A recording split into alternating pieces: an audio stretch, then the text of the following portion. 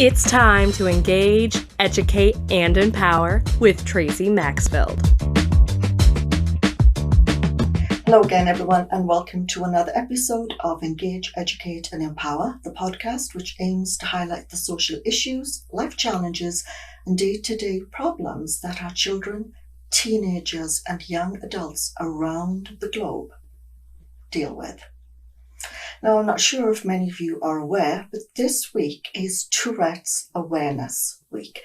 And Tourette syndrome or disorder is a neurological condition where the child or teenager presents with extensive vocal and motor tics. Now, as you can appreciate, when you are randomly spitting out words or mimicking someone, or have tics such as head jerking or eye movement, not only is it quite frustrating and embarrassing, but it increases the likelihood of social exclusion, humiliation, and bullying for the child or teenager. Now, today's special guest is Jake Melton, and I met Jake a couple of years ago after I wrote my book. And what's amazing about Jake is that he is now an adult. He has a wonderful family, a great career, and a very soul-satisfying life. And he lives with Tourette's. He's actually one of the very, very small number of teenagers that did not outgrow Tourette's, but actually continued throughout adult life. And I think it's going to be a really great podcast, because he's going to share his experiences of living with Tourette's as a child, as a teenager, and then as an adult. So Jake actually now lives in Utah, where he's a realtor. But in the past 8 years, he's actually moved 12 times. So when I connected with Jake first, he was living in Dallas, Texas. And Jake has come to appreciate what it means to live somewhere you love. Along with being a licensed real estate agent, Jake is a public speaker, author, and mental health advocate. In 2018, he published his book, Minimalize to Maximize Your Happiness, Cut the Crap. It's a book about the essence of minimalism and what it means to live a simplified, decluttered life. He has spoken to thousands on stages across the country and was a leading voice on LinkedIn in 2019. Jake initially pursued minimalism at a point in his life when he couldn't find any other options to cope with his mental health struggles. Diagnosed with anxiety, depression, and PTSD, he has also dealt with Tourette syndrome since he was a little boy. Jake has now become a proud voice and representative for the Tourette's Association of America and spends as much time as he can supporting Tourette syndrome and other mental health causes. Jake, his wife of 8 years, and their 2 beautiful children live in Salt Lake City, Utah.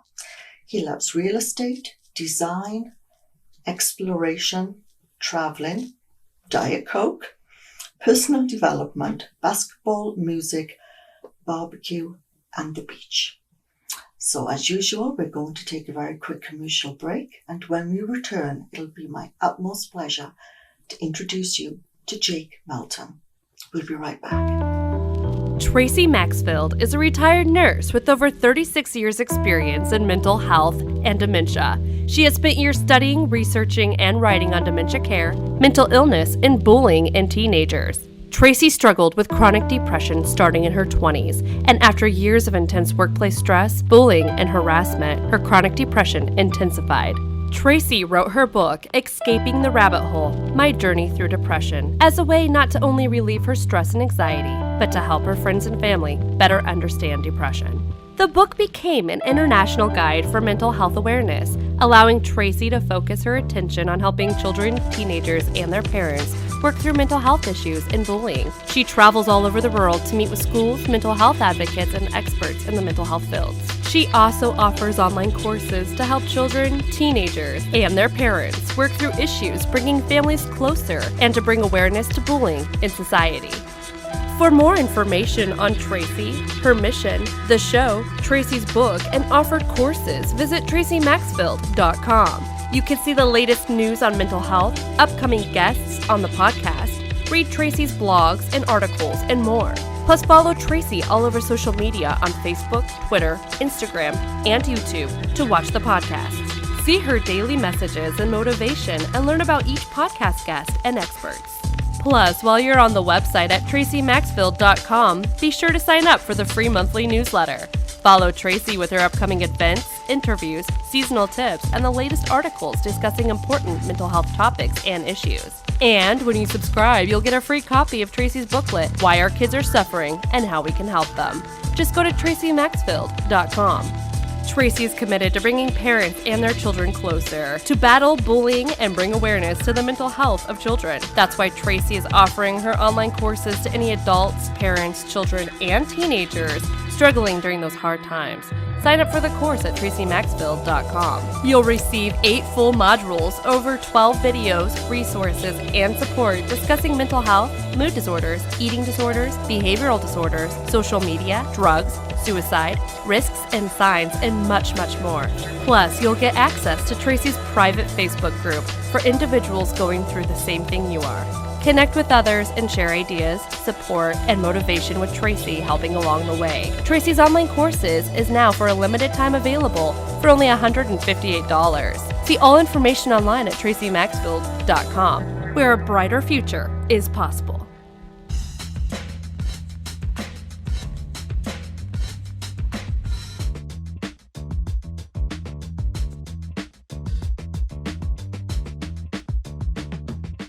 Welcome back, everyone. And as promised, it is my great pleasure to introduce you to Jake Melton. Jake, thank you so much for agreeing to be on my show. You bet. Thank you so much for inviting me. So in my intro, I explained that we had connected a couple of years ago on LinkedIn. That was the big platform then. Now I'm not on it anymore, but we're still connecting through Facebook. And actually, I digress for a minute. Jake showcases some of the most amazing houses. I just, as you're flipping through, and there's so much negativity right now on social media because of this pandemic, but it's so refreshing because he'll suddenly post, "What do you think of this kitchen?" And I'll be like, "Oh my God."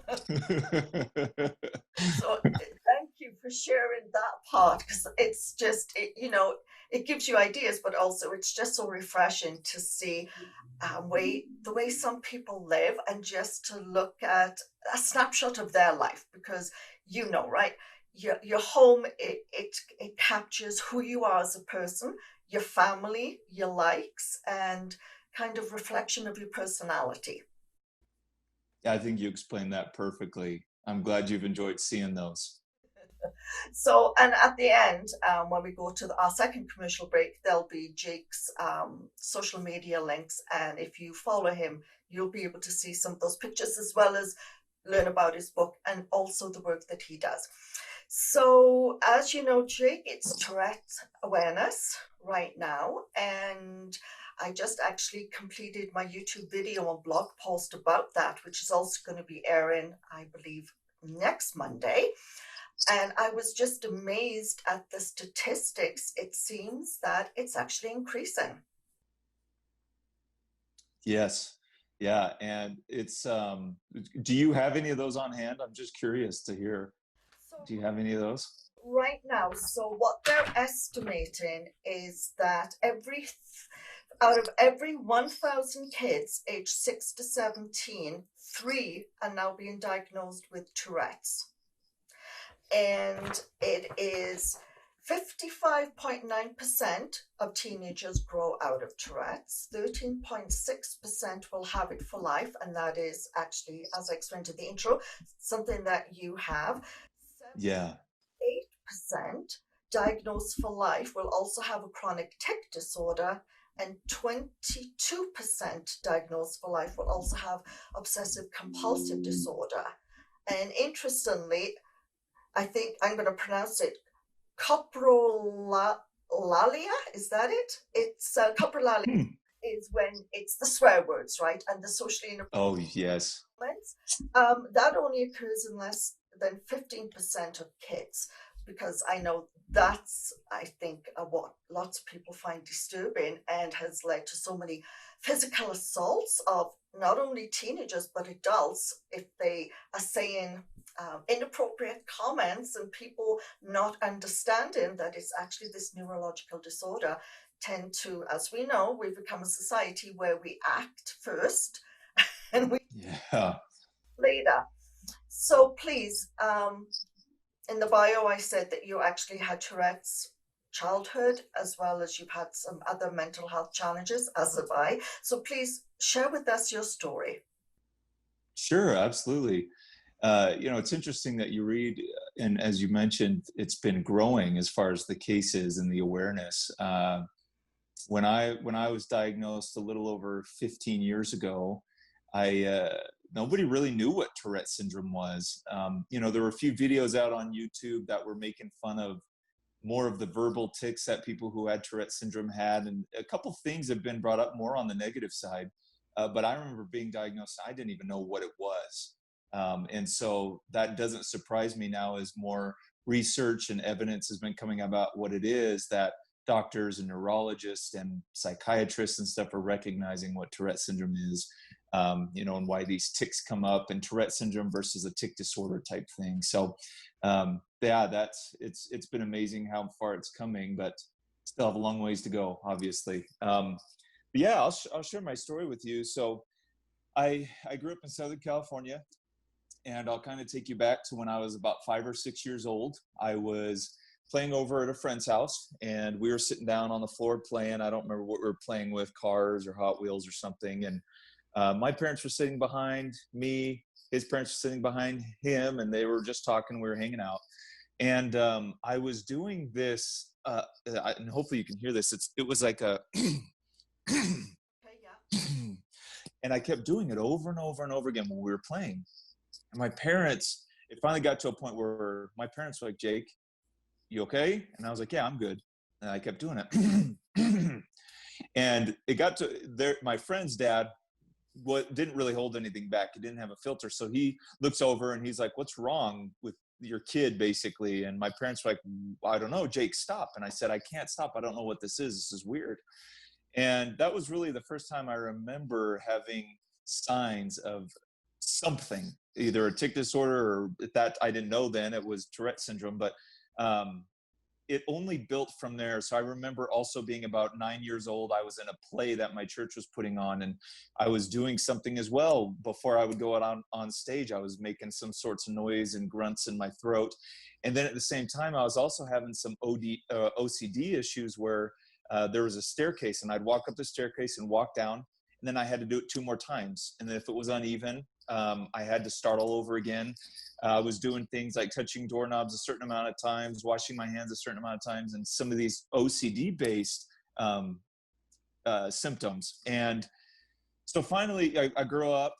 When I was in high school and middle school, I played basketball. I acted. I was in drama throughout that whole time. And I was involved in Boy Scouts, the youth group in my church. I was very active in things. And I remember it was probably 15 or 16. I was in a bunch of plays during the school year. I was playing sports. And before I would go out on stage, I would have this blinking spasm. My eyes would go out of control, and I could not regain any sense of control to be able to just stop my eyes from blinking. At the same time, just a couple years prior, I was throwing my shoulder up like this. And it got to a point where my shoulder was in pain. I had a headache every single day. I was doing a bobbing thing with my head where I'd kind of go up and down like this and shake. And it was affecting my schoolwork so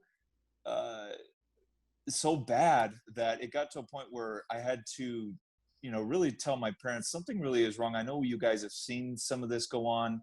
But I would also try and hide it too, because I didn't want people thinking something was wrong with me. I was really popular in high school, and I was like, I can't let anybody know that something's off with me or something weird. And there was one kid in my drama class before we had one of the plays, and we were in the green room in the back, and he was walking around and he was blinking his eyes. and he was running around the room blinking excessively, and he's like, who am I, and teasing me. And that was, I was teased for two things growing up. My white legs, because I have the whitest legs. Some people will call me glow sticks. So I have super white legs, and this Tourette's, this blinking and these tics, right? And so my parents decided, you know what, this is affecting his schoolwork. It's now affecting his self-confidence and affecting relationships.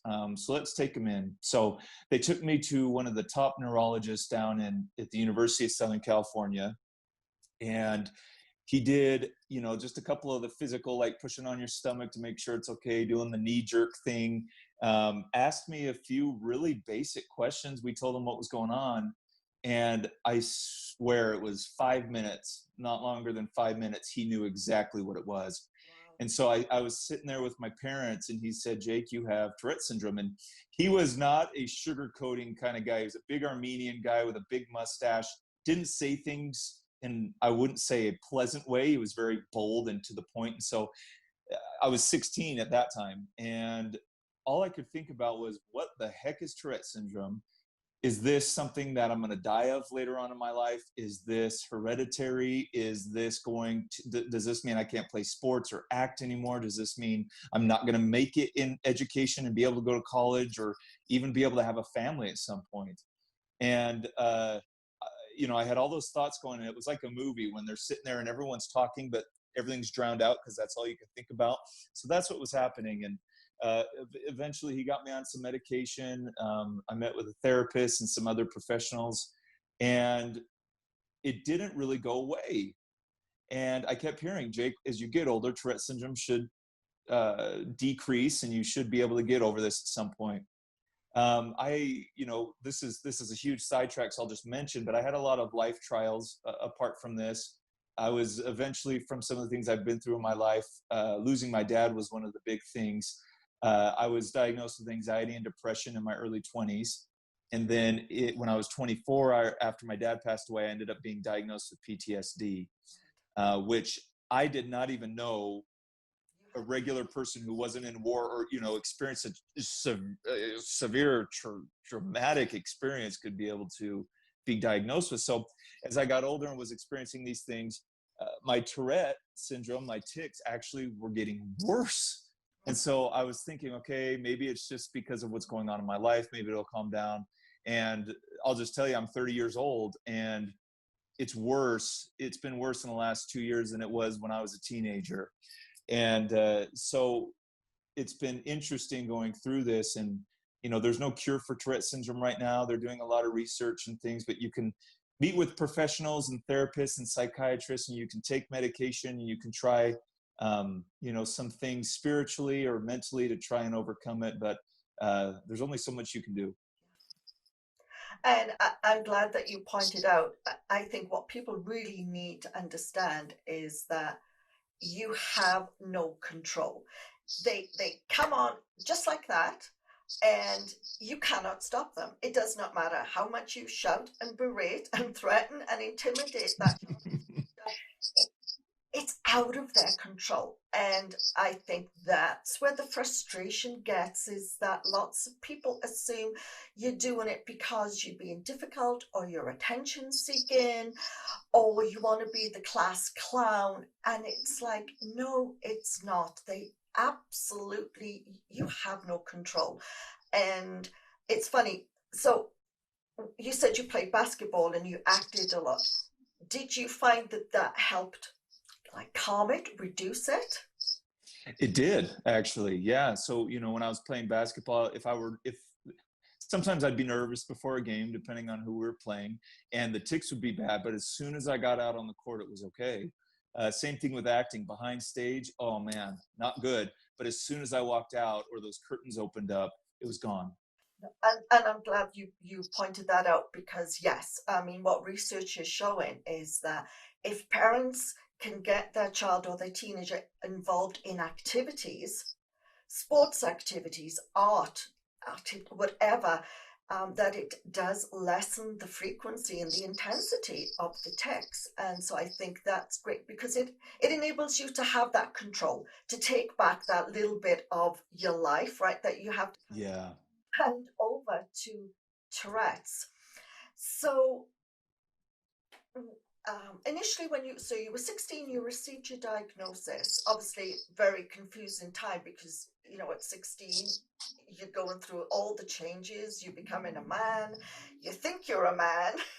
I mean, these are kids, right? I mean, was there any depression or anxiety attached at that point, or was it just kind of just simmering?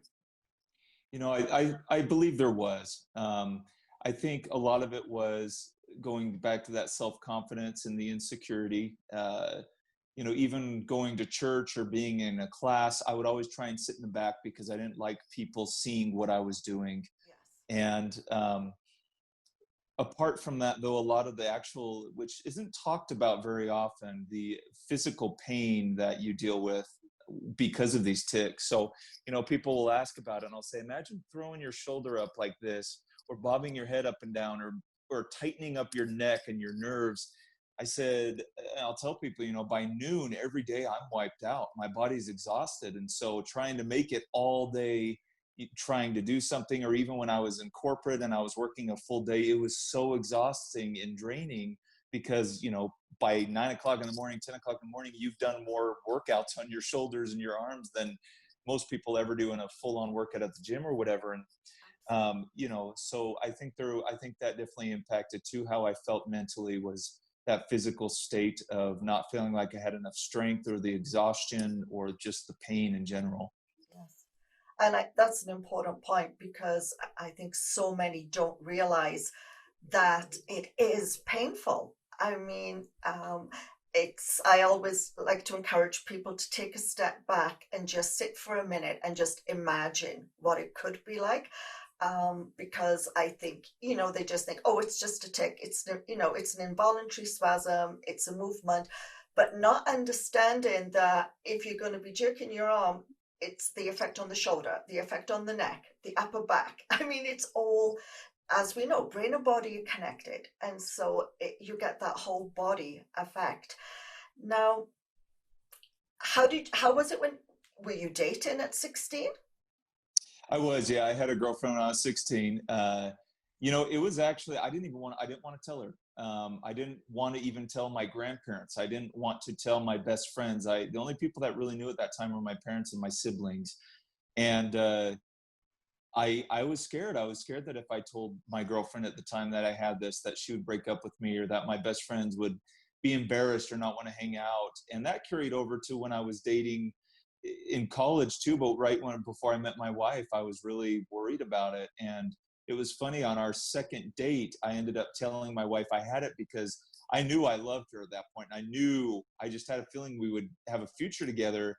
And I said, I got to tell her now before she finds out later on and then ends up leaving or not wanting to be with me because I have Tourette syndrome. It was never an issue whatsoever you know, she was the right one for me. And that's a big reason why. But yeah, it impacted just relationships and meeting new people. I was always worried that, you know, it would be a turn off, or it would put people off, or just ruin any sort of relationship. So for a long time, especially in my teenage years and early 20s, I didn't like to tell anybody about it.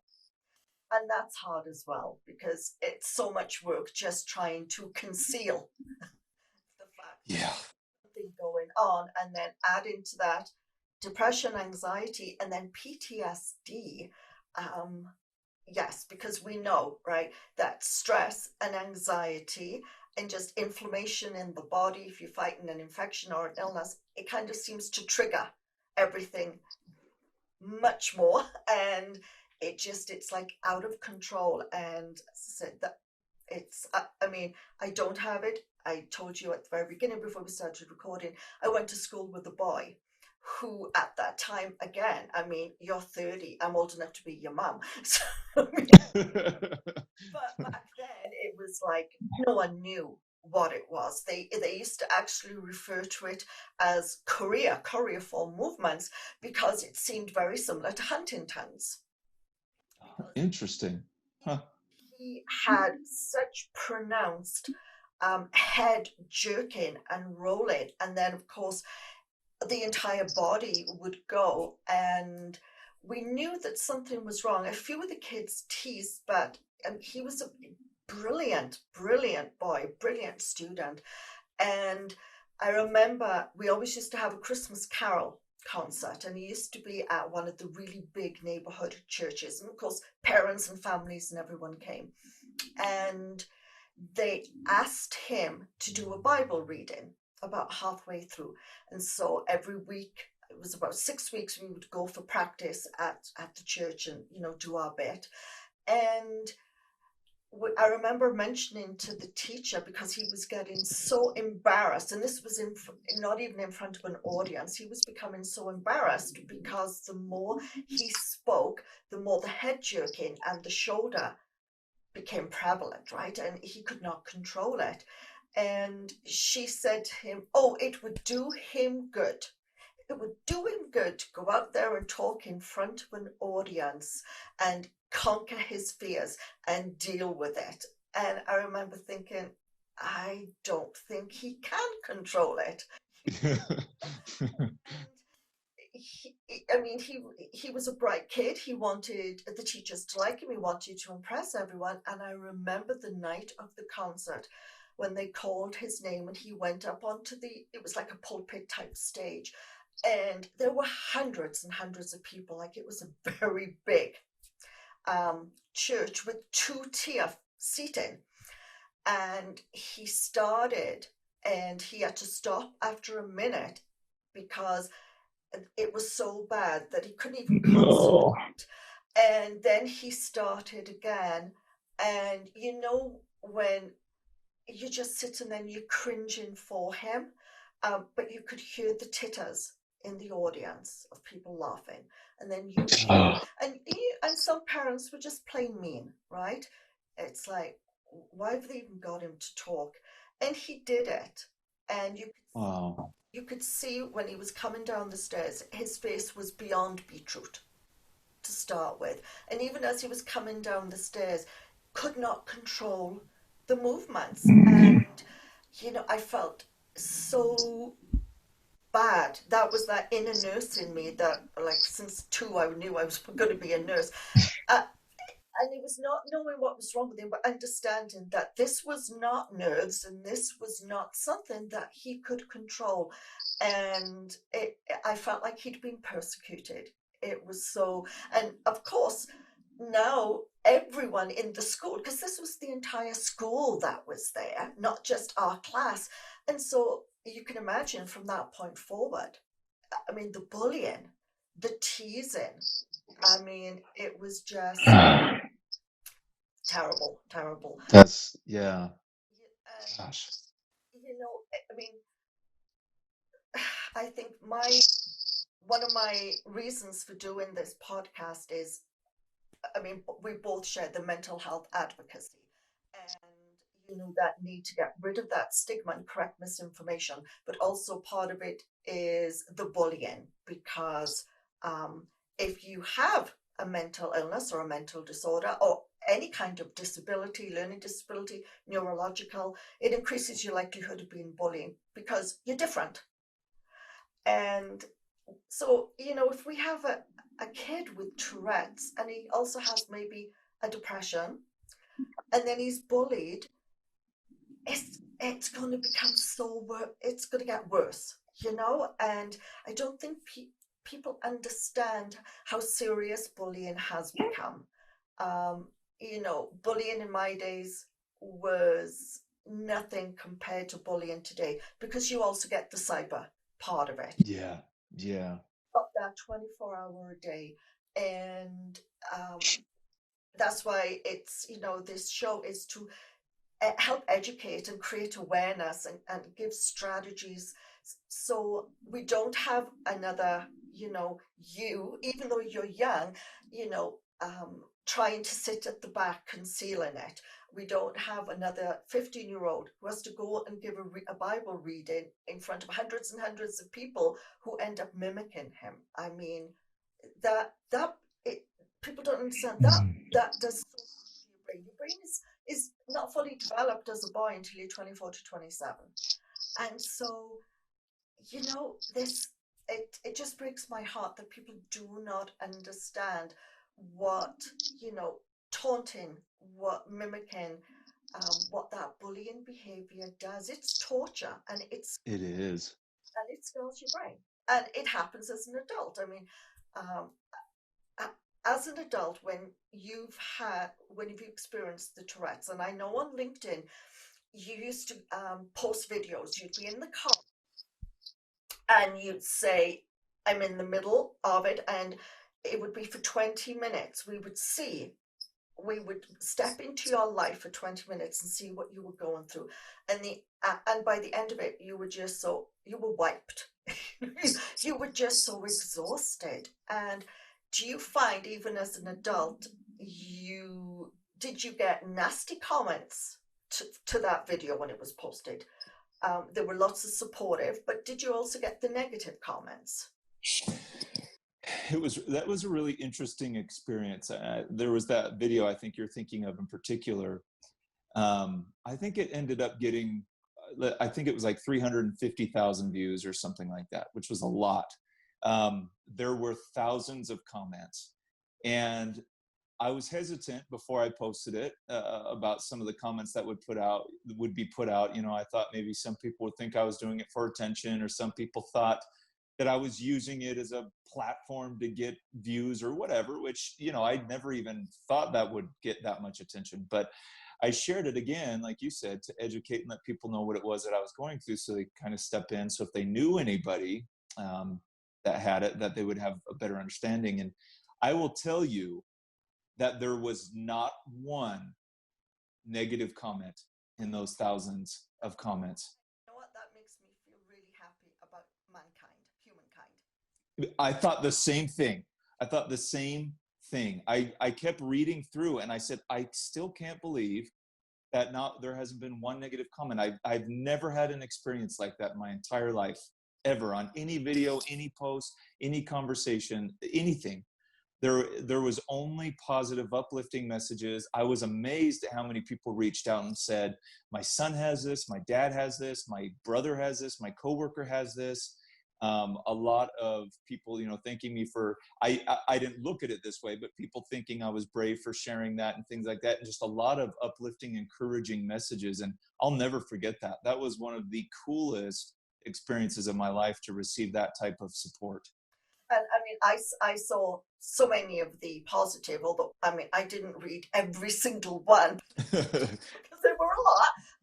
But no, I thought it was, yes, brave, courageous, because I think when people actually see it up close and personal, and also you have such a large following on LinkedIn, so for all those connections who know you as, Jake the businessman, Jake the family man, Jake the author, and then all of a sudden they're like, oh yes, he has Tourette's, even though you've been very open about it. But to actually then see when you're going through it, I mean, for me, it puts you on a different level of respect to start with, because I say booyah to anyone who shares their story and just goes out there and says, look, this is what it's like.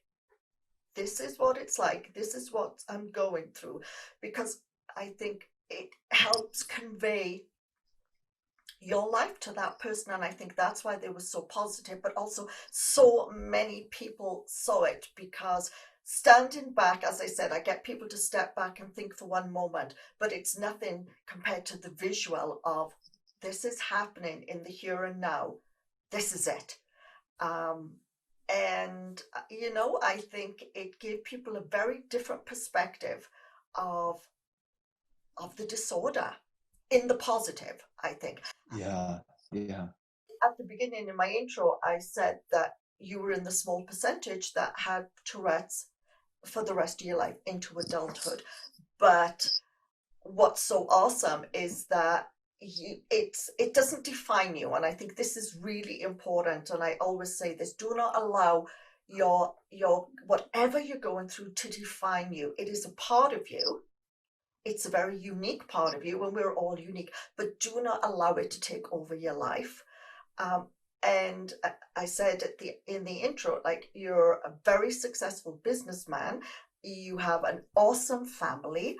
You love where you live, and you are showing that despite your mental health issues and this neurological disorder, that you are living life to the fullest, and you're embracing life and enjoying it. And I think this is great for parents, for teachers, for teens who are watching this. Interestingly, um, I have a very high audience of 18 to 25-year-olds. Wow, that's great. It's really surprised me. Yeah. Definitely 13 to 18. I have a small percentage, but my highest audience are consistently males, 18 to 25. 18 to 25. Wow. I find really interesting because it's not like I'm a Kardashian or a Lady Gaga, but very, very interested. And so that's why it was so important to have you on, because this is going to resonate with so many. And it gives them that hope, that, you know what, guess what? You can still have an awesome life. Absolutely. Absolutely. Do not allow anything to change about you.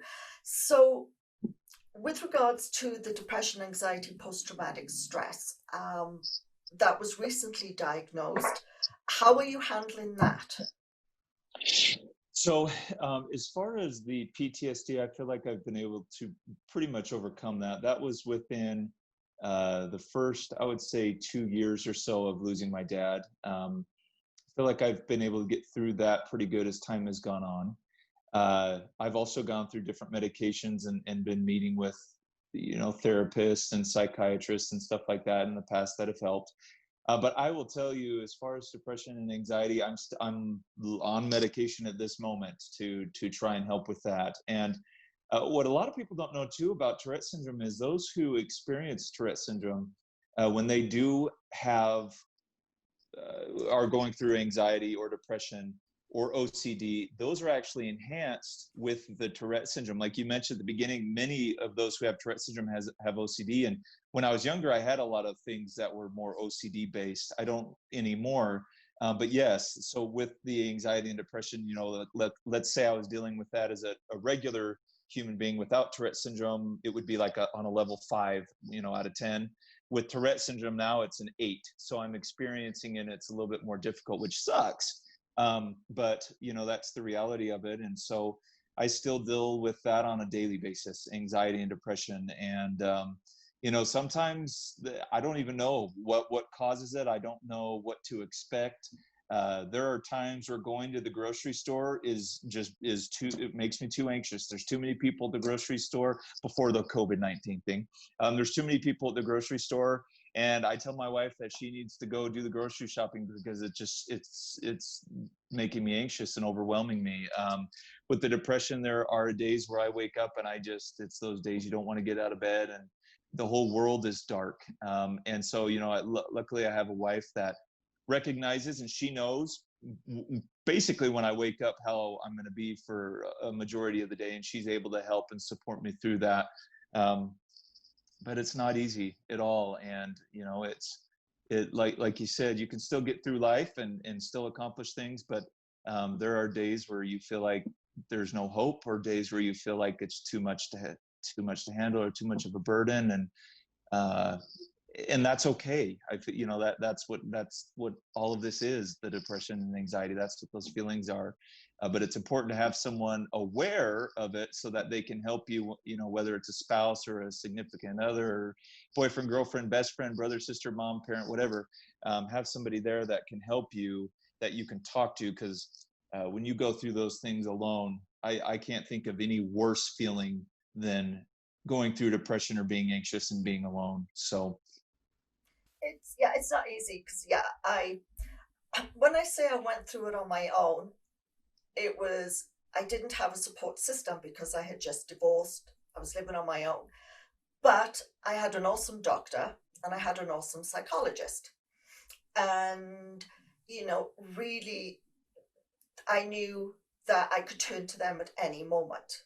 Um, but it is, I mean, it is very hard. And that's why I keep urging people, parents, family members, if you're a child or a teenager and you're going through Tourette's or any other health problem, mental illness disorder, anything, being bullied, if you can't reach out to your parents, reach out to a trusted adult. And I always keep saying, when people are listening to the podcast, even if you don't have children, don't sit back and say, not my problem, not my responsibility, because the greatest gift that you can offer a kid is to be a role model or a mentor or just someone that can be there, who can listen to them and offer some guidance, but just let them be, be their sounding board.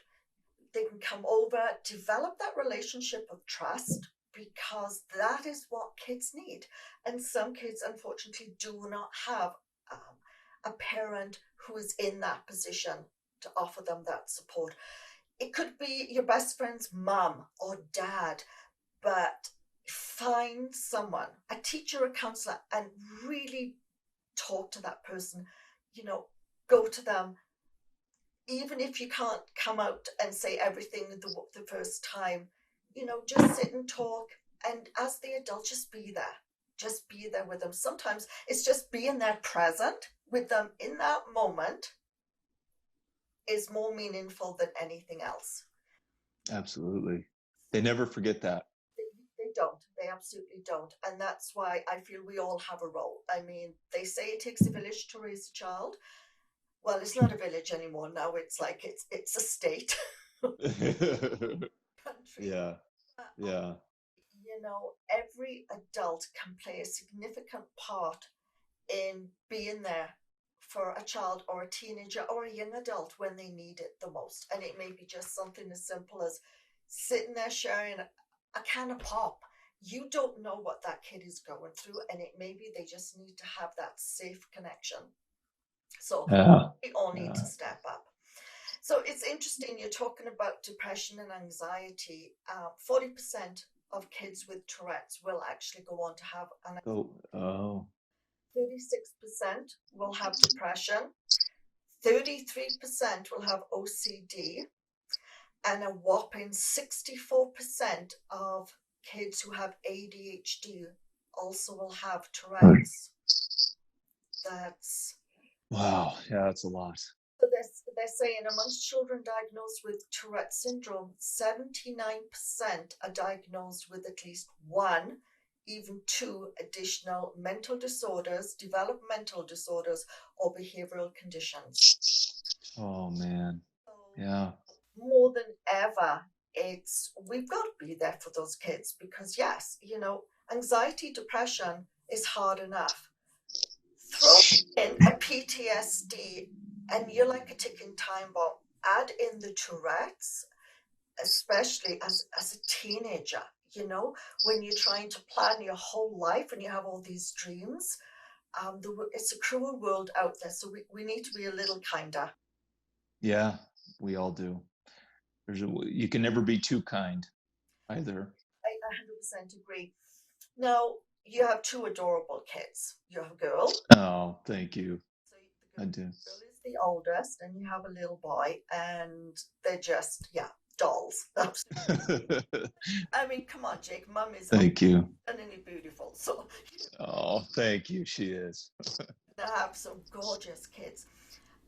Have they seen the Tourette's? Have they seen any of the tics? They have. Yep. My Haven, she's 5. She's the older. She has seen me do a couple things. I'm trying to think when it was. She was probably 3 years old or so when she first recognized some things I was doing. I think it was something with my shoulder. or we'd be laying down, snuggling or watching a movie, and I keep jerking, and she would kind of get frustrated with me and be like, Dad, why you keep doing that? And so I kind of sat down and talked to her, but my wife actually did and said, hey, this is just something that happens to Dad and something he can't control.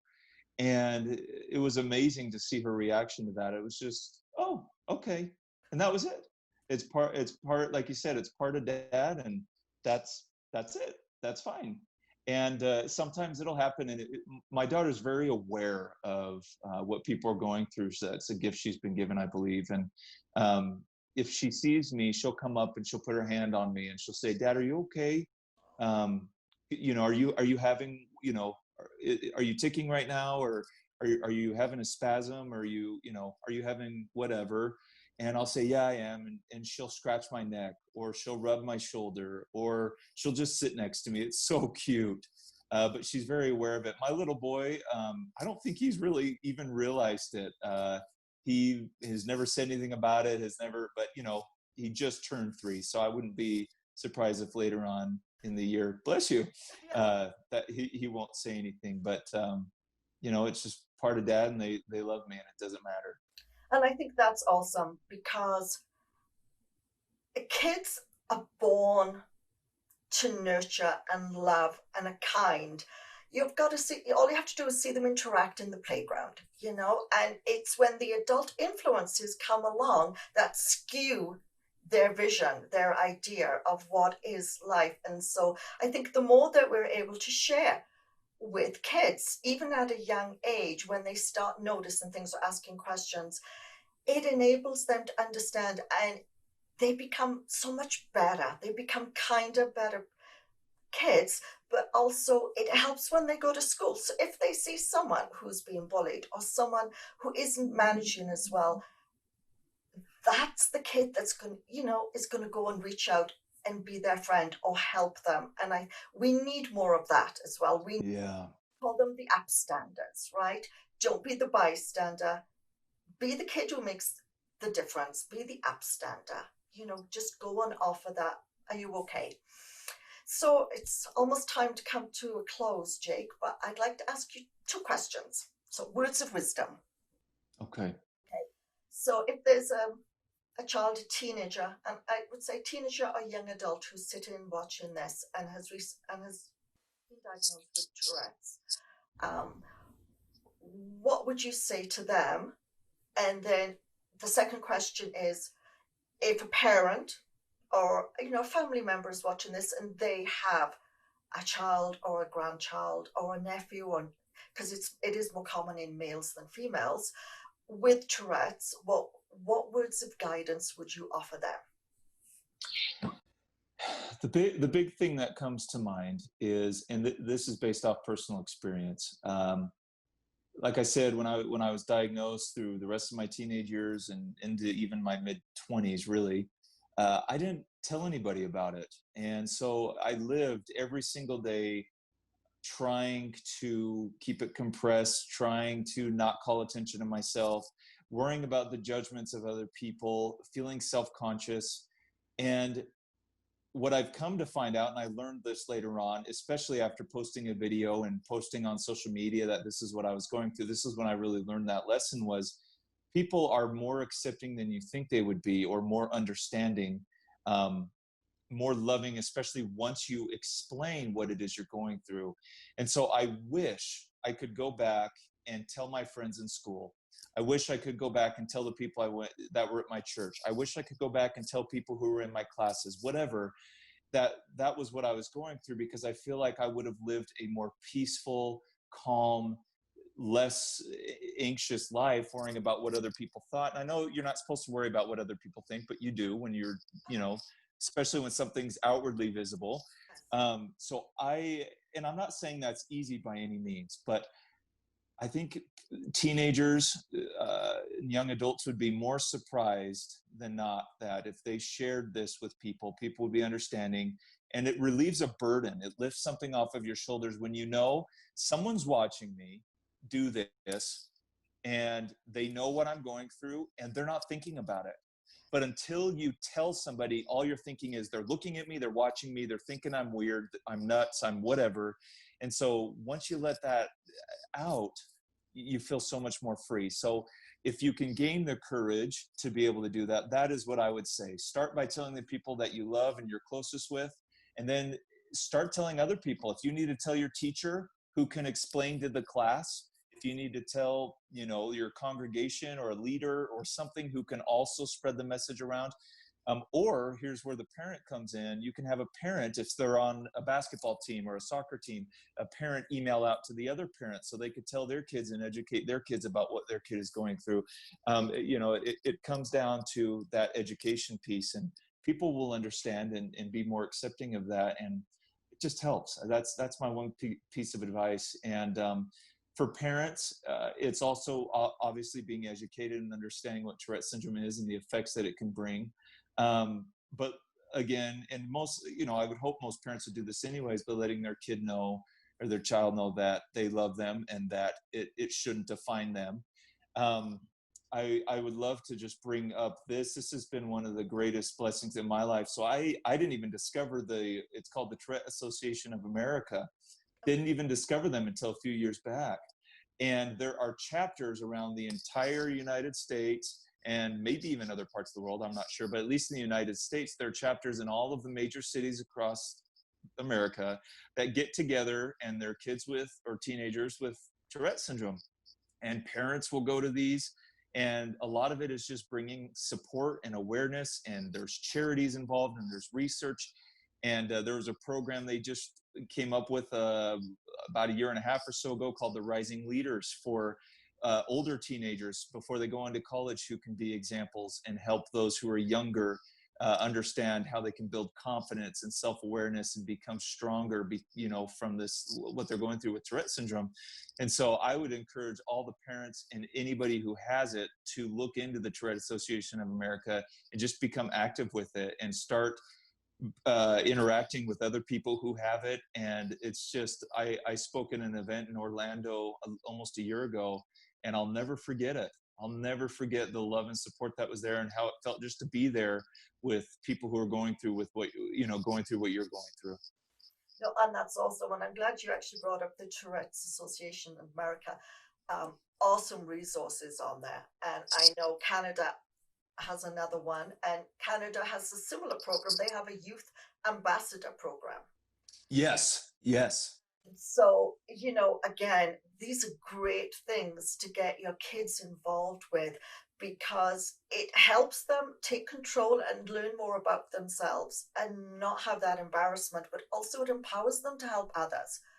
And, to reach out to someone the same age as you, maybe across the country, who's going through some things, how awesome is that you can, contact them and say, okay, this is what's helped me.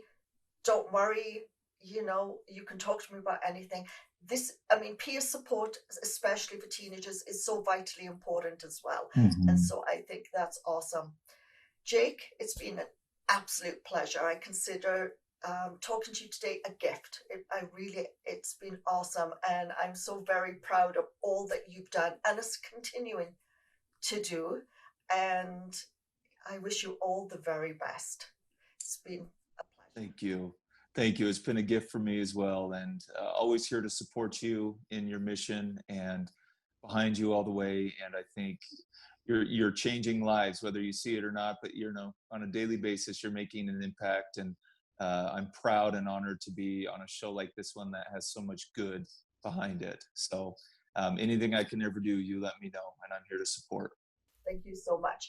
So guys, we're going to take a very quick commercial break, and actually we'll find out all about Jake and his social media links and his book. So stay tuned. We'll be right back.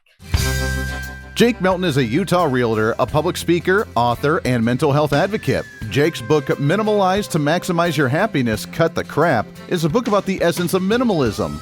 and what it means to live a simplified, decluttered life. As a public speaker, he's spoken to thousands of individuals on stages around the country and was a leading voice on LinkedIn in 2019. Jake wrote the book after pursuing minimalism at a point in his life when he couldn't find any other options to cope with his mental health struggles. Jake's been diagnosed with anxiety, depression, and PTSD, and has also had to deal with Tourette's syndrome since he was a little boy. Jake now is a proud voice and representative for the Tourette's Association of America and spends as much time as he can supporting Tourette syndrome and other mental health causes. Now Jake lives in Salt Lake City, Utah with his wife and his 2 children. He still loves real estate, design, exploration, and traveling. Make sure to check out Jake at jakemeltonrealty.com or find him all over social media at Realtor Jake Melton.